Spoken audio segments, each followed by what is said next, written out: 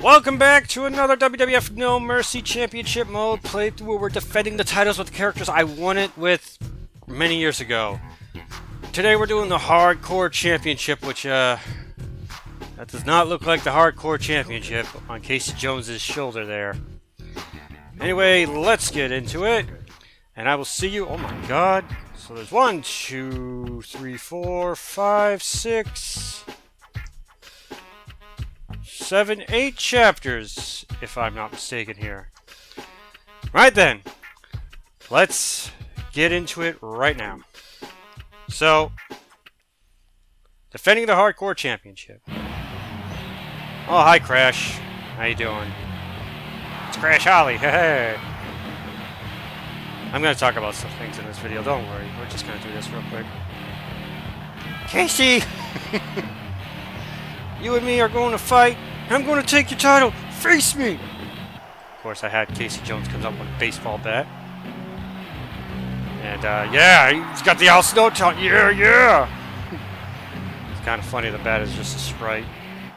But I don't think I get to use the bat, though. I think it's just a, what do you call their, specific weapon I can grab from the crowd. Anyway, if I sound a little weird, just like with the, Sparking Zero videos, I hope those have gone up before or after this, or before this. I'm just getting over a cold. I just got back from a nice vacation, so I took some time off from this and a whole bunch of other things on YouTube. I haven't streamed in a while, which I should stream. This is being recorded during the week after WrestleMania. Basically, the Raw after Mania just happened, and this is being recorded a day before SmackDown after Mania. My quick thoughts on WrestleMania 41 is very mid. Very mid. Wasn't terrible, wasn't great. It was just mid. Like, night 1 had an undercard, but the main event was great. And then night 2 had a great undercard, but the main event wasn't that great. But my complete thoughts, like I said, overall the event, I'd probably give it like a C, maybe C minus. But like I said, I love the triple threat main event for night 1, Seth, Roman, Punk, and that delivered. What else was on night 1? I'm happy Jacob Fatu won the United States title. Him and LA Knight have some really good chemistry, so that was a decent match. I'm happy for Jey Uso. I don't hate Jey Uso, but I don't love him either.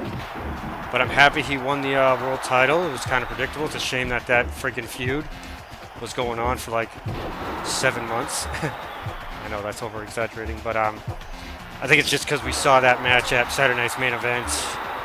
What was it, like 8 weeks before Mania? It was like a week before the Rumble. Then Jey wins the Rumble, challenges Gunther. And it's like, yeah, okay. It was just overcooked, that feud. Of course, finally glad the New Day won the titles, but it was one of those, like, couple months too late. I don't know, I'm beating the piss out of Crash here. Of course, I had a feeling Jade Cargill was going to win. Just beating the shit out of Crash here. Jade Cargill beating Naomi. Yep, that made sense. They're setting up Jade to kind of be like their next big thing. Even though she was like the big thing in AEW. There's no rope break in hardcore matches. And, of course, yeah, triple threat match. Seth, Punk, Roman, that was amazing. It was one of their best triple threat matches in that company's history. I'm forgetting something on night 1. I just know I am. Well, I'll talk more about it when I get into the next match. Chapter 2, Weapons, Part 1. Let me guess, I can't use weapons. If I do, I lose, even though it's a hardcore match. But, I technically used a weapon once. What's up, Kurt? What, hair? Oh, Grande Americano, and that's what I forgot about night 1. Okay, I'll get to that. On last Raw, something came to mind. What is the Hardcore Champ? He is a chicken who can't fight without any weapons. I'm going to teach you a lesson. So yeah, basically it's a hardcore title match, but with DQ and all that crap. Alright. So, El Grande Americano was originally supposed to go against Rey Mysterio, but he got injured. So they replaced him with Rey Fenix. And I know some people are mad about this. Like, they're like, why didn't they just have Dragon Lee? Do you not remember the story going on with El Grande Americano? AKA, who it might be Chad Gable, it might not be. We're not too sure about that. As of this recording, he has been unmasked. But I think that's the joke, it is Chad Gable. Chad has already beaten, or El Grande Americano has already beaten Dragon Lee. Like, El Grande Americano's goal right now is to try to beat every luchador to prove he's the best luchador. Now, granted, he hasn't beaten Rey Mysterio one-on-one yet. And he was supposed to face Rey, but he fought Rey Fenix. And I know they're like, oh, and especially AEW fans, oh my god. Oh, Rey Fenix lost at WrestleMania, can't believe, I'm glad he kind of chose to... It was going to happen either way. El Grande Americano was going to win either way. They're not going to change it due to the fact Rey Mysterio got injured. They're not going to have Rey Fenix go out there and win. But, yeah, that match was kind of silly. Of course, anything with El Grande Americano right now is silly. The funny thing I find is that WWE has purchased, as they said, acquired AAA, and they're having a guy who's American making fun of the whole luchador thing. But, again, hopefully this pays off. This is being recorded before, if he gets unmasked or anything. Bear hug Kurt. That was El Grande Americano versus Rey Fenix. Night 2. Mania. I kind of called it with my group of friends. Everybody thought, my group of friends, that Finn Balor was going to win. I was like, nope, Dominic's winning. He's pinning Finn 100%. I was like, we're going to put money on this. And yep, I was the only one that got that right. Dominic Mysterio. But then again, just because something is predictable doesn't mean it's bad. I'm going to angle slam him! Women's triple threat was great. Rhea, Io, and Bianca all have really great chemistry together. I'm surprised Bianca took the pin, but I should have known that because, again, with the promo on Raw with Bianca saying, I've never been pinned at WrestleMania, should have given that away, that she was getting pinned. Then, yeah, the very slow main event with Cody and Cena, which kind of made Cody look like a dork. The title shot, even though, you know, the night before Jey Uso kicked out of a title shot to the head. Oh, and Randy Orton versus Joe Hendry. Very nice surprise to see Joe Hendry there. I even marked the hell out when I heard his music. So yeah, probably like a C- overall for the entire Mania show. Very, like, you can't top WrestleMania 40 when we had so much going into it and the storylines going into it, but hopefully 42 can be better. It looks like they're setting up Orton and Cena at Backlash for the 937th time. But yeah. That was my thoughts on WrestleMania. What's supposedly next? I think it's AEW's Dynasty is next by the time of this recording. Yeah. I just pray with AEW Dynasty. I know they had great matches, but I really want Hangman Page to win his match against Kyle Fletcher, because I do not want to see Kyle Fletcher versus Will Ospreay again. I understand they had great matches, they have got great chemistry. That cage match was amazing, but I really don't want to see Kyle Fletcher and Will Ospreay again. Like, let them be separate. Just go with Will and Hangman. Hopefully for the Owen Hart final. With Hangman, or even possibly Will winning. It's probably going to be Will winning and challenging Moxley for the title at all, because I don't see Joe beating him at Spring Break-In. Anyway, I'll see you in the next match here. Sorry for rambling. Chapter 3, Scheme! What's up, Vince? Vince! To make the Hardcore Championship more exciting, I suggest that the Hardcore title be open to all challengers 24 hours a day, 7 days a week. Alright, you got it. Okay. Later. Just walk to my locker room. Casey is about to face a crisis. Casey is attacked suddenly and is hurt badly. Casey needs to help. All he can do to save himself is run away. Casey needs to help who? Who do I need to help?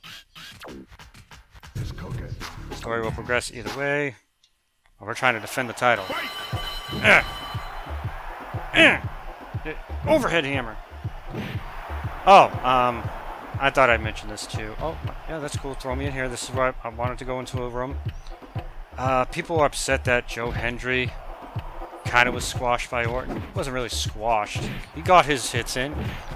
Like he said in a radio interview, if he was squashed, he would have just ran in there or an RKO. That's it. Joe Hendry got some good lookings in. I will say it is upsetting that even TNA is booking their champion pretty poorly. Like Joe Hendry, if you've been watching TNA, he has not been booked very strong. He's been booked very poorly, but I guess that's like his character. But I'm very happy for Joe Hendry if it's true what he says in that interview, that his dream opponent at WrestleMania was to beat Randy Orton, and he got that. And his whole goal with this WWE or NXT TNA partnership is not only just a talent exchange, because those of you that don't watch TNA, NXT wrestlers appear on there, like it's before Mania, the Thursday before Mania, if you don't have Access TV. They had, I believe it was Gigi Dolan and what's her name, Takes Paxley or whatever. I don't watch much NXT. Although I will say Stand and Deliver was a really good show. DDT through the tables! Crash, no selling it. But yeah, people are like, they made the TNA champion look like a chump. In my opinion, at least Orton did not win the TNA title. Like, I love AEW and everything, but I don't think when Kenny Omega won the TNA championship, he elevated that championship any better. He just dropped it to another AEW guy with Christian Cage, and then I forget who Christian dropped it to. Was it Speedball he dropped it to? I think. But that's just me. I mean, it was cool at first when they had that talent exchange with AEW. But if you recall, like, Kenny brought nothing to that TNA championship just to drop it to Christian on, like, what was it, the debut episode of Rampage? Yeah. But, yeah.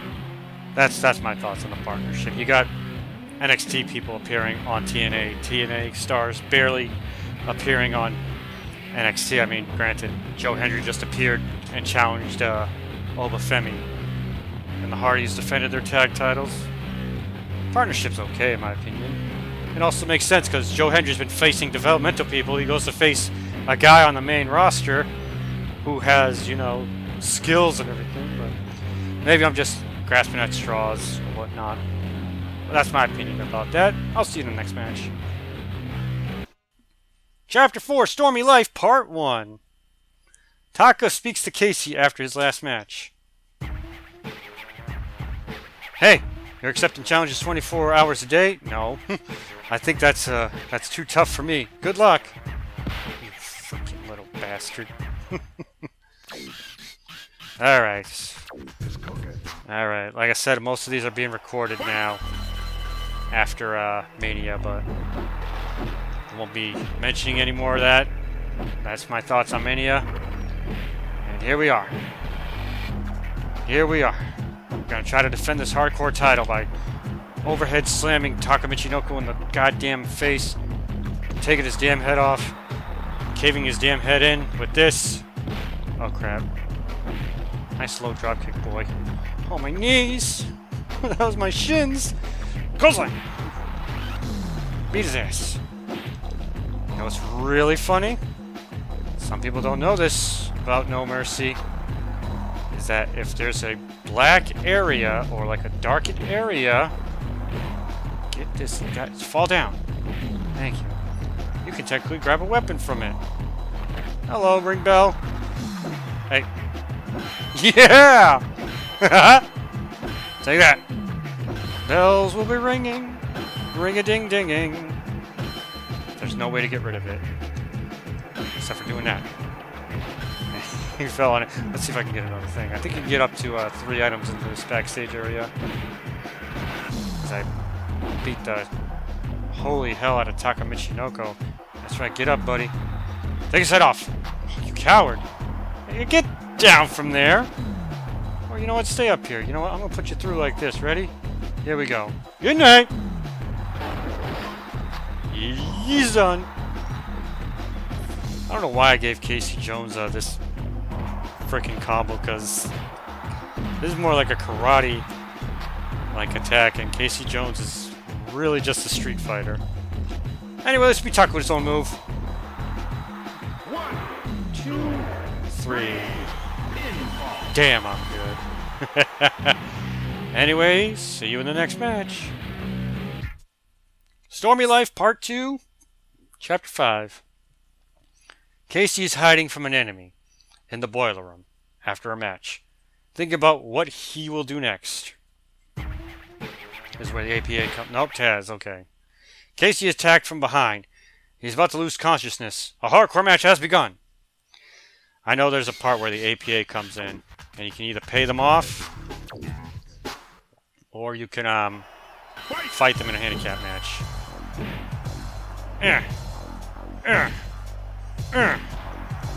Oh, what's even funny about the boiler room? I think it's where I'm standing, or where I was standing. You can grab a weapon back there, I think, if I recall. It's like right here. No. Okay, I thought, could have sworn I could have done something in the boiler room somewhere. You can grab a weapon. My body. I'm about to lose consciousness. Get off of me, you sick bastard! Taz! Go back to the commentary table. Oh god, I'm dazed. Confused. Up! Whoa! Am I going through the door? Nope. Not going through the door. Ow. I got attacked from behind. The story will progress either way, so even if I don't win the... I'm gonna take his damn head off. Hi-ya! Hi-ya! Hi-ya! Moves very quick. Ow. So I guess damage carries over too from cutscenes. I guess he's just too chicken to hit me with the weapon. He's a damn coward. Ow. Took my leg out, man. Don't you dare. Oh. Okay, he won't. DDT! I'm a taunt! Get my meter up. Take his head off. I missed. Well, actually, I connected. It just did no damage. Because he blocked it. Ow. Ow! Ow! Dig it! I dig it. Break his arm. Yeah, definitely damage carries over. You can tell because I'm getting that meter like this. Tazplex! So cool. So cool looking. I can give him the Taz mission if I wanted to, but I'm just gonna beat his ass. Take that! I'll pin him now. Ref, get in here. 1, 2, 3. Take that, Taz. That's what you get for attacking me from behind. I attack you from the front and beat the holy piss out of you. Ha ha! Chapter 6, Stormy Life Part 3. I think this is where the APA comes in. Casey defended the title and quickly left the ringside. I wasn't near the ring. Casey then ran into the parking lot and hid. He is now thinking about what to do next. Yeah, this is where the APA comes in. Yeah, there they are. Suddenly, Bradshaw and Farouk enter the parking lot. What the hell do you want? I'll beat both of you up. Easy, easy. We came here to make sure that you are safe. What? You guys want to help me? Of course. Being that we are the 2 baddest men around, we understand what you are going through. We came here to protect you. But everything has a price. You give us $1,000, and we will take care of your problem. Now here's the thing. It takes it off any money you've accumulated, and $1,000 is a lot. If you say no, you face them in a handicap, I'm going to say yes. So yeah, I'm down to 700 bucks. So it's 500 for each of them. You got a deal. We are men of our words. And guess what? That's the end of that chapter, if you do it like that. Just a fun little quick chapter if you have the money. Chapter 7, Free from Anxiety. A day later, Casey was going to the arena and was walking through the hall. Casey did not know that Crash was waiting for him. By the way, if you don't pay the APA, this doesn't happen. Wait, your belt is on the line 24/7. I'm going to kick the tar out of you. Hey, hold on a second. You should face me first, Casey. It's my job. Go to your locker room. While Bradshaw is taking care of Crash, Casey enters the locker room and finds Vince waiting. So yeah, if you don't pay the APA, you do a different chapter. That doesn't have that cutscene. Good work! You really seem to be getting over with the fans. I think it might be time to see if you can hold your own in the ring at our next pay-per-view. But you must do well on your next match. That's my Vince McMahon impression. 20 count, no DQ. Why is there no DQ, but there's a 20 count? D'Lo Brown, only requirement to clear this match is to win. You better recognize, let's skip these entrances, because, again. So it's no DQ. Alright, well, D'Lo Brown. Down with the Brown. I see how it is. D'Lo Brown, who probably has one of the most underrated theme songs ever. Danger at the Door, I believe it's called. Yeah. You mess with the real deal now. Gonna kick your showy ass on the street. Love that song. I'm trying to find the one that actually is like a full version instead of just repeating. Could have sworn he had like a version which it had more than one verse to it. Yeah! Take that, D'Lo Brown. Down with the Brown. Back with the Mac. Yeah, D'Lo teamed up with Teddy Long, right, for a while. Did the Down with the Brown. Was that? He didn't do the White Boy Challenge until Rodney Mack, if I recall, right? I think. D'Lo Brown had an entire, like, that's racist type character arc. EQ is off, right? Yeah!